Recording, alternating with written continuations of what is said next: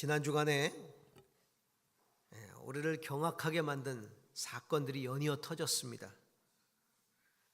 진주에서 발생한 정말 잔인하고 어처구니 없는 이 방화 살인 사건, 또 스리랑카에서 부활절날 300명 가까운 사람을 죽게 한 테러 사건, 정말 당혹스러운 사건들이 계속해서 발생을 했죠. 어떻게 인간이 이렇게 잔혹할 수 있을까? 이해가 가지 않습니다. 그런데 성경은 우리에게 이런 인간의 죄성을 적나라하게 이야기해 주고 있습니다. 바로 죄의 실상입니다. 아담과 하와가 죄를 짓고 에덴에서 쫓겨나죠. 그리고 자식을 낳습니다. 가인과 아벨. 그 사이에서 살인사건이 일어난 거예요. 하나님께 불순종한 죄를 지은 후에 단 1세대 만에 그 죄의 실상이 인간관계 속에서 나타났는데 그게 바로 살인이라는 겁니다. 불순종이라고 하는 죄를 짓고 난 다음에 가벼운 죄를 여러 대에 걸쳐서 짓고 나서 그것들이 반복되다가 살인죄가 된 것이 아니라, 가벼운 죄를 쭉 짓다가 살인죄를 진 게 아니라 하나님께 불순종하고 단 1대 만에, 단 한 세대 만에 죄 중에 가장 무서운 죄인 살인죄가 저질러진 거죠. 이게 바로 하나님께 불순종한 인간에게 내재되어 있는 바로 죄성입니다. 그러므로 죄성을 가진 사람들은요, 인간들은 누구나 살인할 수 있는 가능성을 가지고 있는 거예요. 사실 우리도 그렇잖아요. 법이 무섭고 처벌이 무서워서 그렇지, 아마 그런 게 없었다면요, 미운 사람을 수십 번도 죽였을 거예요. 저도 죽이고 싶은 사람이 있었어요. 진짜 죽이고 싶은 마음이 들었던 사람이 있어요. 내가 직접 손을 못 대도 죽었으면 좋겠다, 저 사람. 그렇게 생각했던 사람이 있었단 말이에요. 사실 법과 처벌이 무서워서 내가 손을 못 대는 거지, 그런 게 없다면 아마 이 인간 사회의 이 살인은요, 수도 없이 저질러질 겁니다. 우리 이미 상상 속에서 여러 번 사람 죽이지 않았나요?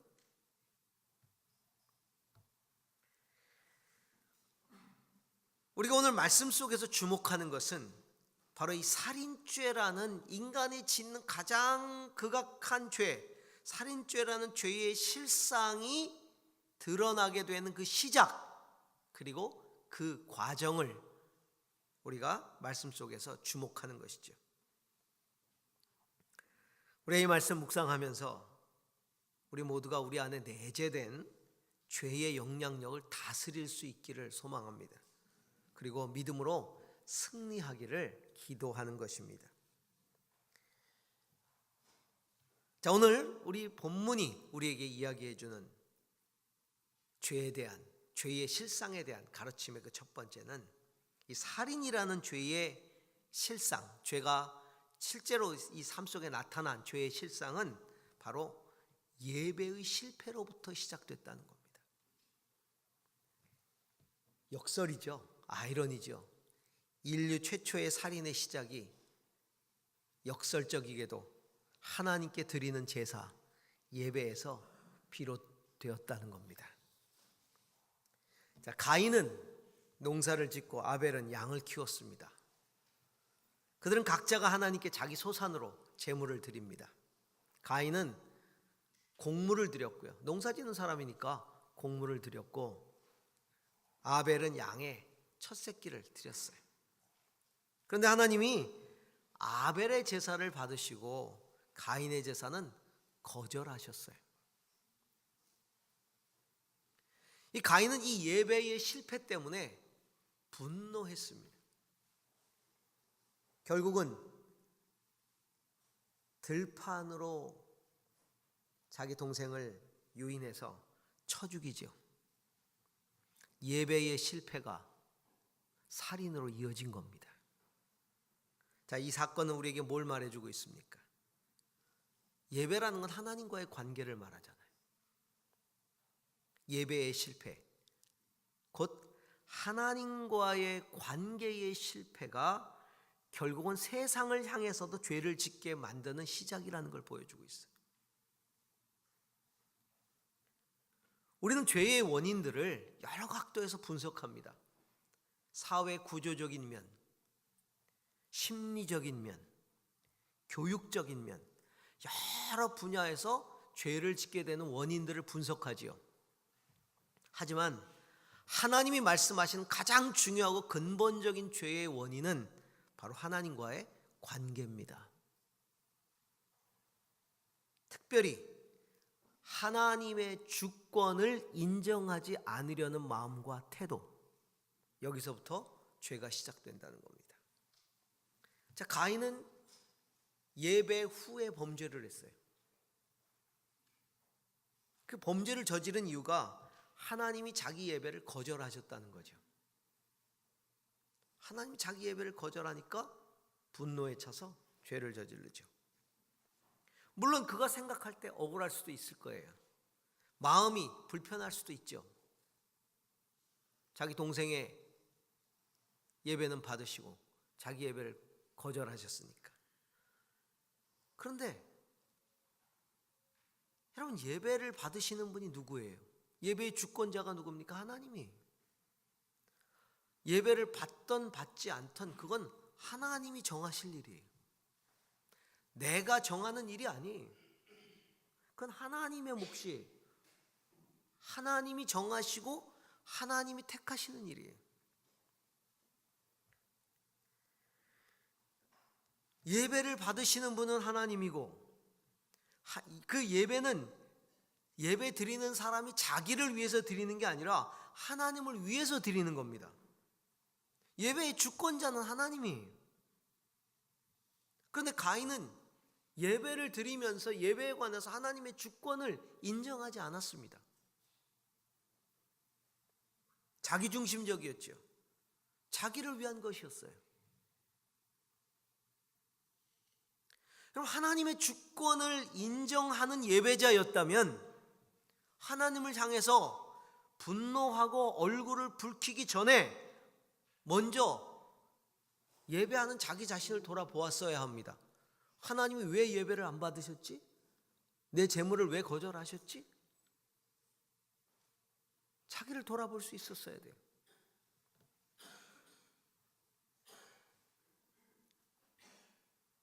우리가 하나님을 향한 신앙의 삶을 사는 데 있어서 자기 중심적이고 자기 목적적이라면,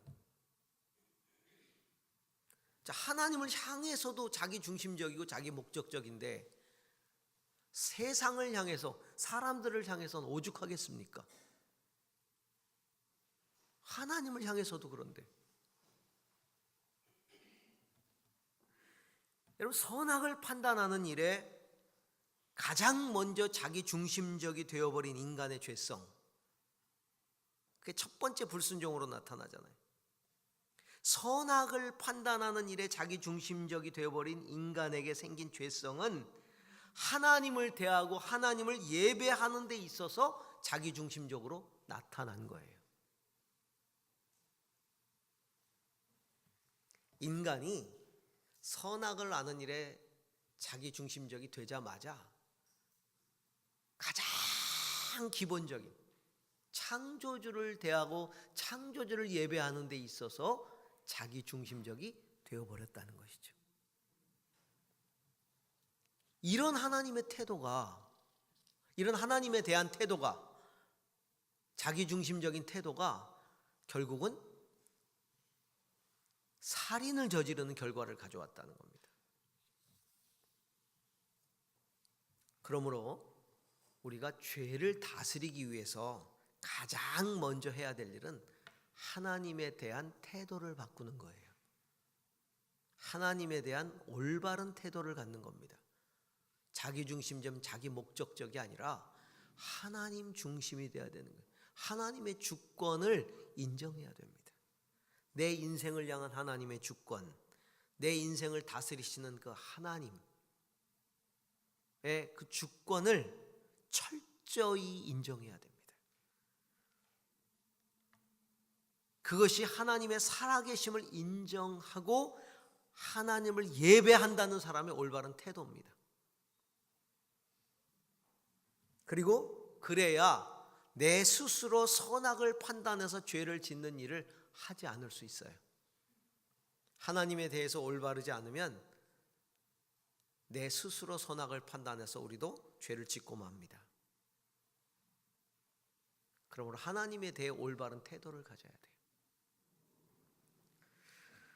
자, 오늘 본문이 우리에게 가르쳐주는 또 하나의 사실은 바로 예배자의 실패가 예배의 실패를 가져다 준다는 겁니다. 자, 우리는 다음의 궁금증으로 넘어갑니다. 왜 하나님은 가인의 제물을 받지 않으셨을까? 궁금하잖아요. 오늘 성경 본문을 보면 제물에 대한 어떤 문제점을 지적하지 않습니다. 오늘 본문 가지고 제물이 무슨 문제가 있었기에 하나님이 가인의 제물을 안 받으셨을까? 어떤 암시가 되어 있지 않아요. 다시 한번 본문을 우리가 자세히 좀 묵상해 봐야 됩니다. 4절 5절을 한번 보시기 바랍니다. 아벨은 양떼 가운데서 맛배의 기름기를 바쳤다. 주님께서 아벨과 그가 바친 제물은 반기셨으나 가인과 그가 바친 제물은 반기지 않으셨다. 그래서 가인은 몹시 화가 나서 얼굴빛이 달라졌다. 오늘 성경을 자세히 들여다봐야 합니다. 주님께서 아벨과 그가 바친 제물은 반기셨으나 가인과 그가 바친 제물은 반기지 않으셨다. 아벨과 그가 바친 제물, 가인과 그가 바친 제물. 단순히 제물의 문제가 아니에요. 먼저가 제물을 바친 사람이 아벨과 그가 바친 제물, 가인과 그가 바친 제물. 그런데 성경은 가인보다 아벨을 먼저 언급합니다. 가인이 형이잖아요. 아벨이 동생이고. 그런데 아벨을 먼저 언급합니다. 아벨이란 사람이 하나님의 마음에 드는 거예요. 사람의 문제다. 예배자의 문제다. 예배자의 문제다. 아벨을 받으시니까 아벨의 제물도 받으시는 거고, 가인을 거절하시니까 가인의 제물도 거절하는 겁니다. 예배자의 실패가 예배의 실패가 되는 겁니다. 문제는 제물에 앞서서 제물을 드리는 사람입니다. 그러면 가인이 문제가 있었다는 얘기인데, 그럼 가인의 문제가 뭡니까? 가인이 문제가 있으니까 가인의 제물을 안 받으신 건데, 가인의 문제가 뭐죠? 하나님은 가인을 책망하실 때 그의 얼굴빛이 달라진 것에 대해서 책망하시죠. 어찌하여 내가 화를 내느냐? 얼굴빛이 달라지는 까닭이 무엇이냐? 내가 올바른 일을 하였다면 어찌하여 얼굴빛이 달라지느냐? 내가 올바르지 못한 일을 하였으니 죄가 너의 문에 도사리고 앉아서 너를 지배하려고 한다. 너는 그 죄를 잘 다스려야 한다. 어찌하여 내가 얼굴빛이 달라지느냐? 내가 올바른 일을 하였다면 얼굴빛이 달라지지 않는다. 그러니까 얼굴빛이 달라진 이유가 하나님이 예배를 받지 않아서가 아닌 거예요. 얼굴빛이 달라지는 이유가 하나님에게 있지 않다는 겁니다. 내가 올바르지 않은 일을 했다는 겁니다. 제사를 드리기 전에 이미 그는 뭔가 올바르지 않은 일을 행하고 있었던 것이죠. 그것이 뭔지는 명확하지 않아요. 하나님의 주권을 그는 인정하지 않았기 때문에 예배를 드리면서도 하나님의 주권을 인정하지 않는 사람이 일상적인 삶에서 하나님의 주권을 인정하고 살겠습니까?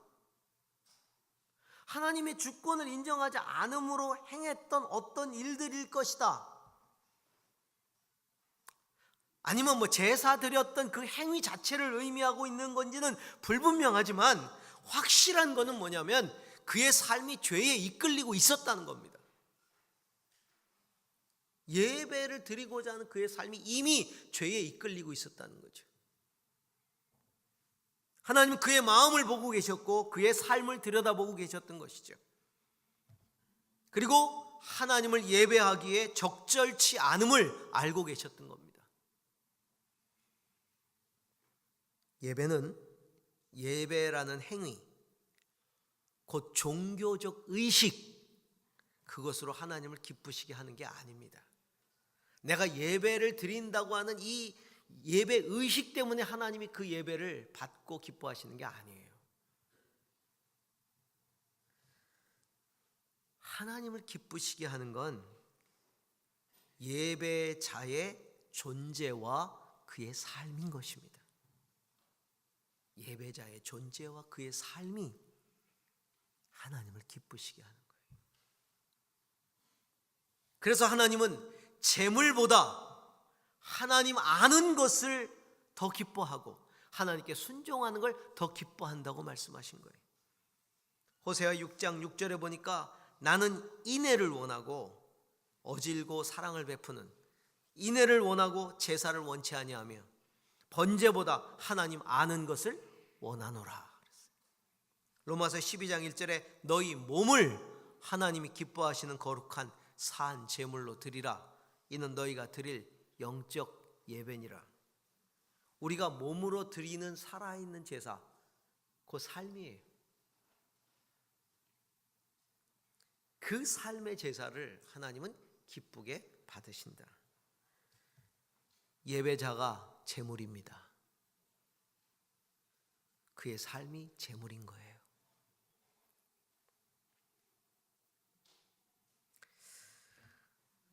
자, 오늘 본문 속에서 또 하나님 우리에게 말씀하시는 또 하나의 가르침이 있습니다. 하나님은 그렇다면 어떤 예배자를 찾고 계시는가? 회개하는 예배자를 찾고 계신다는 겁니다. 회개하는 예배자. 오늘 본문을 주석해주고 있는 성경 자체의 유일한 주석이 딱 한 군데 나와요. 히브리서에 나오는데 히브리서 11장 4절을 보면 이렇게 나옵니다. 믿음으로 아벨은 가인보다 더 나은 제사를 하나님께 드림으로 의로운 자라 하시는 증거를 얻었으니 하나님이 그 예물에 대하여 증언하심이라. 그가 죽었으나 믿음으로써 지금도 말하느니라. 하나님이 아벨의 제사를 기쁘게 받으신 것, 그것을 믿음으로 드린 더 나은 제사다 이렇게 말하고 있어요. 믿음으로 드린 더 나은 제사. 하나님이 그 예물을 받으심으로 증언하셨다. 그리고 아벨의 제물을 받으시면서 의로운 자라 하셨다라고 말하고 있죠. 의로운 자라 하셨다. 그렇다면 하나님이 아벨의 제물을 받으시고 의롭다 하신, 아벨의 제물을 받으시고 의롭다 하신 그 예물의 의미가 뭐냐 말이에요. 아까 우리가 창세기에서는 딱히 재물 자체에 대한 언급이 없다고 말씀을 드렸어요. 그렇잖아요. 농부가 곡식을 드리는 건 당연한 거고 목동이 양을 드리는 건 당연한 거예요. 재물 자체가 문제가 아닌데 히브리서 기자를 통해서 우리가 발견하게 되는 열쇠는 믿음으로 드렸다는 것이거든요. 그렇다면 믿음으로 드린 예물에 대해서 하나님이 의롭다고 하셨는데 그럼 무엇이 의롭다는 것인가 하는 거예요. 하나님이 의롭다고 보시는 예물이 뭐냐는 거죠.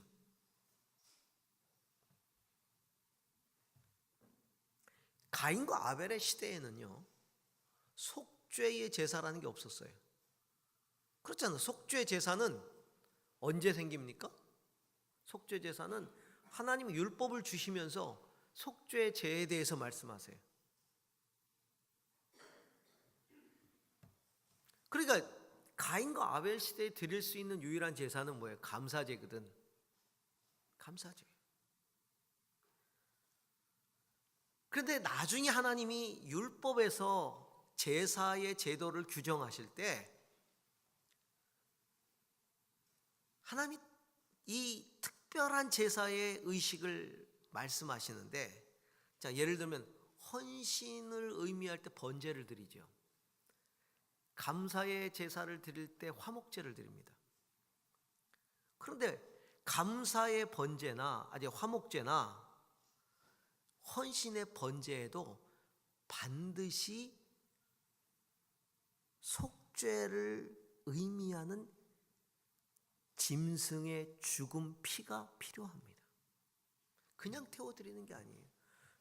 죽여서 드리는 거예요.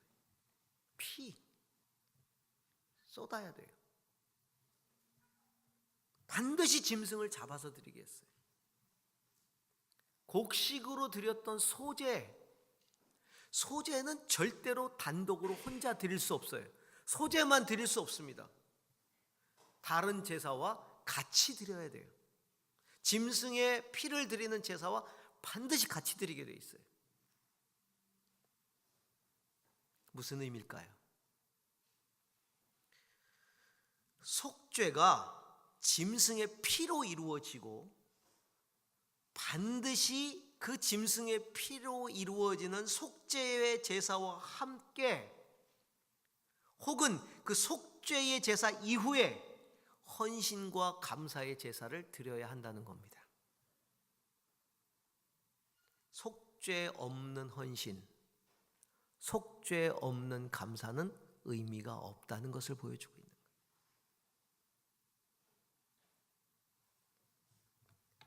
좀 더 쉽게 얘기하면 회개가 없는 감사, 회개가 없는 헌신, 하나님 거절하신다 이거예요. 죄를 잔뜩 지고 하나님 앞에 회개하지 않은 채로 헌신해요. 우리 마음 가운데 그 헌신을 통해 자기 죄를 좀 어떻게 상쇄해 보려는 마음, 가려보려는 마음, 보상심리 있을 수 있어요. 죄를 잔뜩 지고 그 죄를 가려보려고 감사의 헌금을 많이 낼 수 있어요. 거절하신다 이거예요. 거절하신다.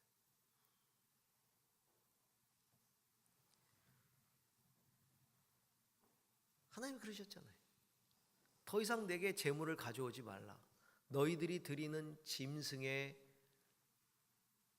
그 기름의 향도 맡기 싫고 피냄새도 맡기 싫다.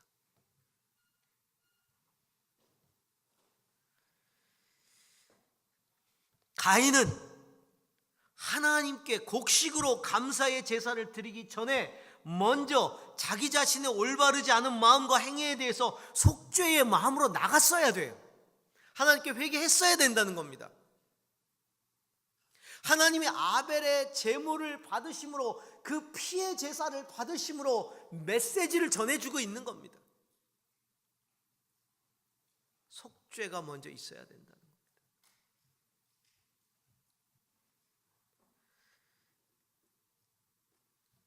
인간이 하나님께 나아가는 길에 대해서 가인과 아벨의 제사를 통해 하나님 우리에게 말씀해 주고 계시는 거예요. 시편 51편 16절에서 17절에 주는 번제를 기뻐하지 아니하시나이다. 하나님께서 구하시는 것은 상한 심령이라.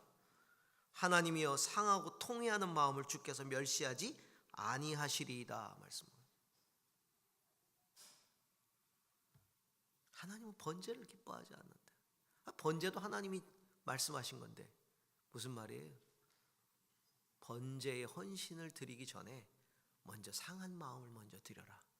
죄로 인해 상한 마음을 먼저 드려라. 속죄의 통회를 하라. 통회하는 마음을 주께서 멸시치 않으신다. 믿음으로 드리는 예물이 먼저 그 예물을 드리는 사람일진데 그 사람이 먼저 하나님께 자기 죄를 인정하고 하나님께 속죄의 은혜를 구하고 하나님께 나아가는 게 그게 믿음이라는 겁니다. 그게 참 믿음이라는 거예요. 믿음이 없이는 하나님을 기쁘시게 하지 못하나니 하나님께 나아가는 자는 반드시 그가 계신 것과 그가 자기를 찾는 자들에게 상 주시는 이심을 믿어야 할지니라. 히브리서 11장 6절에 아벨의 제사를 이야기한 다음에 히브리서 기자가 그렇게 이야기하고 있어요. 주석을 달고 있어요. 믿음이 없이는 하나님을 기쁘시게 못한다. 하나님께 나아가는 자는 반드시 그가 계신 것과 그가 자기를 찾는 자들에게 상 주시는 이심을 믿어야 할지니라. 그렇다면 믿음으로 나아가는 자들에게 주신 하나님의 가장 큰 상이 뭡니까? 속죄의 은혜예요. 사죄의 은혜인 것이죠.